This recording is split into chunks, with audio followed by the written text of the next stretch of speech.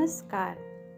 ये है फलक की कहानियों का अद्भुत संसार।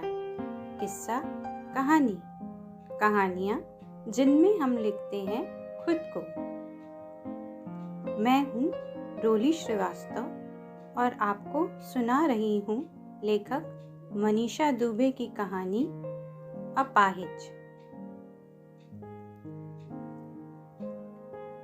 मम्मा, मैं फ्रिज से पानी निकाल रहा हूँ, बहुत प्यास लग रही है। मैंने तुरंत उसको रोकते हुए कहा, रुको, मैं आ रही हूँ। मोनू ने कहा, नहीं मम्मा, आप अपनी किताब पढ़ो, मैं ले लूँगा। पर मैं कहाँ सुनने वाली थी। मुझे बेटे की प्यास से ज़्यादा अपने सामान की चिंता जो थी। मैं चिल्लाते हुए आई कि मोनू, तुम्हें कहाँ न रुक जाओ, मैं आ रही हूँ। अभी ही पूरा फ्रिज साफ किया था मैंने, तुम गंदा कर दोगे उसे, रुको। मैं झट से आई और पानी निकालकर दे दिया और मोनू को उसका होमवर्क करने के लिए बोल दिया। मैं किचन में पहुंच गई। वही रोजमर्रा के काम चल ही रहे थे। तभी मोनू ने कहा, मम्मा, आज टीचर ने ये प्रोजेक्ट बनाने के लिए बोला है, मैं बना लेता हूँ, मुझे आता है। मेरा जवाब फिर वही था कि हवा के घोड़ों पर क्यों सवार रहते हो, मैं आ रही हूँ, अभी बना दूंगी, तब तक टीवी देखो। पर नहीं, जनाब तो बैठ गए प्रोजेक्ट बनाने।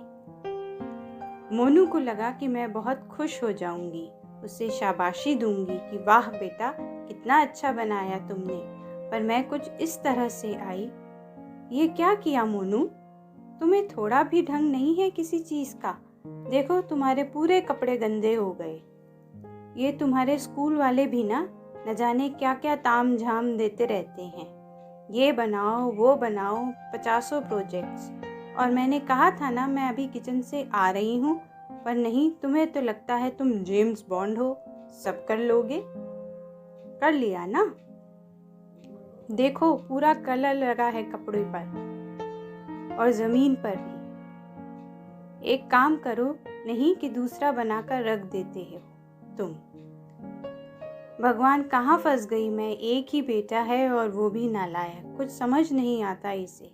पर मम्मा, मैं नहीं बनाऊंगा तो कैसे सीखूंगा, मोनू ने उदास होकर कहा। हाँ, बहुत सीख लिया तुमने, अब बख्श दो मुझे, काम करवा कर जान ही ले लोगे तुम मेरी एक दिन। मोनू उदास सा रुआसा होकर सब कुछ छोड़ छाड़ कर अपने कमरे में चला गया। मैंने जाकर कमरे में टीवी ऑन कर दिया और मोनू सभी गमों को भूलकर कार्टून देखने लगा। मैंने अपने किचन का काम निपटा कर उसका प्रोजेक्ट बनाया और खुद पर नाज करती हुई बहुत खुश हुई कि वाह, मेरे हाथों में तो जादूगरी है। मैंने मोनू को प्रोजेक्ट दिखाया पर उसका पूरा ध्यान कार्टून में ही लगा था। मैंने संभाल कर उसे रख दिया। अगले दिन मोनू बहुत खुशी से घर आया और बोला, मम्मा ये देखो, मुझे मैम ने ए स्टार दिया है। उसे शाबाशी देने की जगह मैंने झट से कहा, देखा तेरी मम्मा कितनी टैलेंटेड है। मोनू का चेहरा उतर गया और वो बोला, मम्मा फिर इसमें तो मेरा कुछ भी नहीं है, काश आपने मुझे बनाने दिया होता। वो उदास होकर चला गया और उस ए स्टार में ही खुश थी। मैंने मोनू को कहा कि जल्दी से खाना खाकर होमवर्क कर लो, शाम को मुनमुन आंटी के घर उनके बेटे की बर्थडे पार्टी है। मोनू ने खुशी खुशी सब कर लिया और शाम में पार्टी में पहुंच गया। केक कटा, सब बच्चे खुश थे, नाच रहे थे, झूम रहे थे। पर एक बच्चा किनारे सोफे पर बैठा था। वो उदास तो नहीं था, पर हाँ, शायद वो इन बच्चों के साथ नाचना झूमना चाहता था। मोनू का ध्यान उसी बच्चे पर था। वो उसकी तरफ जाने लगा तो एक बच्चे ने जोर से कहा, मोनू वापस आ जा, वो हमारी तरह नाच नहीं सकता, वो अपाहिज है।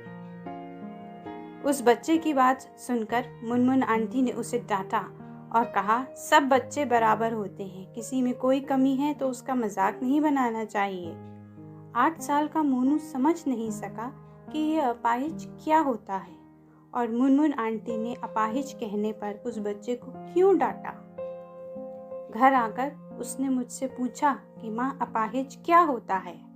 मैंने कहा, अपाहिज मतलब जो अपने आप कोई काम नहीं कर पाता, जिसे हमेशा किसी दूसरे की मदद की ज़रूरत पड़ती है।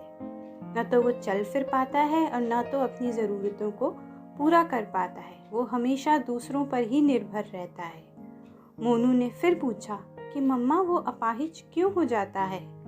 मैंने भी अपना काम निपटाते हुए झट से कह दिया कि ये भगवान ने उसे उसके पिछले जन्मों के कर्मों की सज़ा दी होगी, और क्या।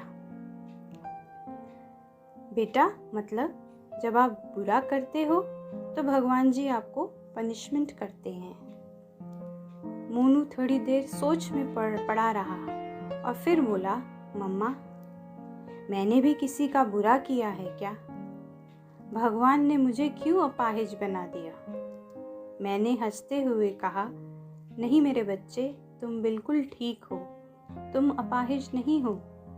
मोनू बोला, नहीं मम्मा, मैं भी अपाहिज ही तो हूँ। मेरे सभी दोस्त अपना काम खुद कर लेते हैं और मैं अपना कोई काम खुद नहीं कर पाता। मेरा हर काम आप करती हो, मैं आप पर ही डिपेंडेंट हूँ। तो हुआ ना मैं भी अपाहिज। मैं स्तब्ध सी खड़ी मोनू को देखती रह गई। उस नन्हे से बच्चे ने मासूमियत भरी बातों में कितनी बड़ी बात कह दी। धन्यवाद। बस ये कहानी इतनी ही। अभी आप सुन रहे थे रोली श्रीवास्तव की आवाज़ में लेखक मनीषा दुबे की कहानी। अगर आपको कहानी अच्छी लगी हो तो आप हमारे चैनल को सब्सक्राइब कीजिए। ये फलक का चैनल है, किस्सा कहानी। मैं रोली श्रीवास्तव, फिर मिलते हैं एक नई कहानी के साथ।